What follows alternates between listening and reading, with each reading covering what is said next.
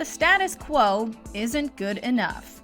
Welcome to MojoTravels, and today we'll be discussing how the travel industry should change. Are you a fan of our videos? Be sure to subscribe to MojoTravels and ring the bell to be notified about our latest videos. For this list, we're looking at some of the biggest and most pressing concerns in the travel industry and how businesses and travelers alike need to adjust in order to make travel a positive and sustainable industry heading into the future. Eco-responsible travel. An unfortunate reality of travel is that it has an inherent environmental cost, especially if you're flying. It's estimated that aviation-related emissions have increased by 83% since 1990. But eco-responsible travel doesn't begin and end with how you get from A to B. If possible, it's best to book with an eco-resort or hotel that has made waste reduction and energy efficiency a priority. We often want to get our money's worth when traveling, but that shouldn't translate into leaving all the lights on when we leave a hotel room or using every toiletry in sight. If you're exploring a destination known for its natural beauty or wildlife, minimizing your impact on both is incredibly important.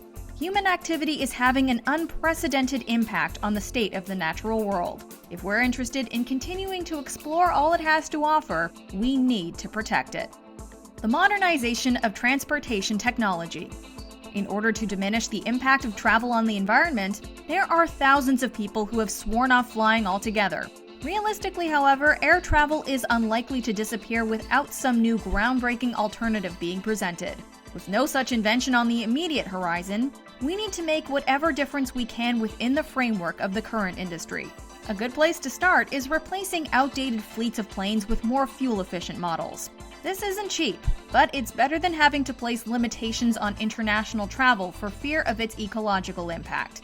The widespread adoption of biofuels is also essential. Trains and buses are already far more efficient in terms of the CO2 emissions per person, but there's still room for improvement. For example, Flixbus is beginning to run electric passenger buses between neighboring cities. In Germany, tens of billions of dollars are going into modernizing the railway system to reduce emissions. A more balanced approach to global travel. Over-tourism is quickly becoming one of the travel industry's most pressing issues. Yes, the sheer number of people traveling poses a problem, but it's the way in which travelers congregate that makes it unsustainable. The World Tourism and Travel Council estimated there were almost 1.5 billion trips in 2018, and that 36% of them were to the same 300 cities. We need to spread out and see the world, not just the well-established destinations. In the age of social media, you'd think that greater exposure would help people identify the perfect destination for them, but the nature of social media means that we all wind up fixating on the same things. In the case of travel, we all suddenly fall in love with the same cool, previously unpopular spot. Iceland, Croatia, Portugal, these are just a few of the places that have exploded in popularity in recent years. The solution? Embracing under-tourism. We need to start seeking out overlooked destinations on an individual level to spread the travelers around. It'll result in better trips for everyone involved and happier locals. A focus on local travel. When you decide to take a trip, chances are that your mind almost immediately goes to far-off places and exotic destinations. Authenticity and adventure are two things that rank very highly on the list of traveler priorities nowadays. However, the allure of overseas travel often results in us overlooking options closer to home. Though a neighboring city or national park may not be quite as glamorous or romantic, such a trip can offer just as much authenticity and adventure as traveling abroad. In fact, if you're visiting a place that's not particularly popular, chances are that it will be more authentic for the lack of outside influence and tourist-centric businesses. Domestic trips have the dual benefit of helping limit your carbon footprint and reduce the effects of over-tourism. Plus, chances are that your money will go to better use at a less visited local destination than at a major tourist hotspot abroad. Increased personalization. How do you avoid over-tourism when there are more people traveling the globe on average than ever before? By shifting away from trendy destinations in favor of trips tailor-suited to your specific interests. Social media brings trending destinations to the attention of the masses, but the same technology, AI learning, and travel apps can equally be utilized to make travel recommendations based not on Google search numbers, but rather your own personal tastes. We've already mentioned the desirability of authenticity for modern travelers, but what about taking a trip that's an authentic reflection of your interests? If you're a foodie, travel to a place and learn about the local cuisine, not just the hottest restaurants in town. For decades, travel experiences were dictated by guidebooks, travel agents, and tour guides, but the internet is the great equalizer. Take a trip that's your dream, not just on trend. Epidemic Preparedness. If we've learned anything from 2020, it's how quickly an industry can be brought to a screeching halt by a pandemic. Though a global health crisis can bring the economy as a whole to its knees, few sectors have been affected quite as dramatically or catastrophically as travel. Scary though it might be to consider, another takeaway is that pandemics are inevitable in our modern world. They go hand in hand with our global population and increased international travel.